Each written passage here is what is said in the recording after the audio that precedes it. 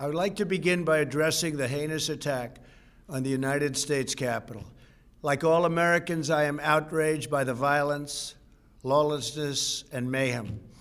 I immediately deployed the National Guard and federal law enforcement to secure the building and expel the intruders. America is and must always be a nation of law and order. The demonstrators who infiltrated the Capitol have defiled the seat of American democracy. To those who engaged in the acts of violence and destruction, you do not represent our country. And to those who broke the law, you will pay. We have just been through an intense election and emotions are high, but now tempers must be cooled and calm restored. We must get on with the business of America. My campaign vigorously pursued every legal avenue to contest the election results.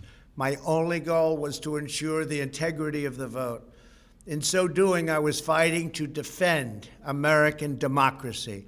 I continue to strongly believe that we must reform our election laws to verify the identity and eligibility of all voters and to ensure faith and confidence in all future elections.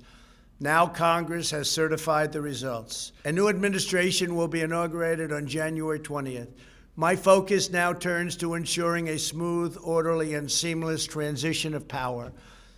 This moment calls for healing and reconciliation.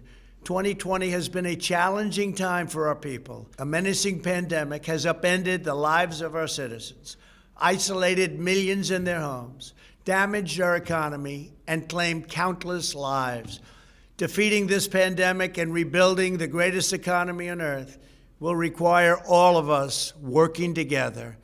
It will require a renewed emphasis on the civic values of patriotism, faith, charity, community, and family. We must revitalize the sacred bonds of love and loyalty that bind us together as one national family. To the citizens of our country, serving as your president has been the honor of my lifetime.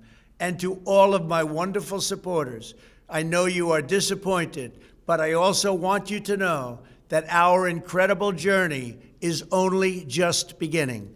Thank you, God bless you, and God bless America.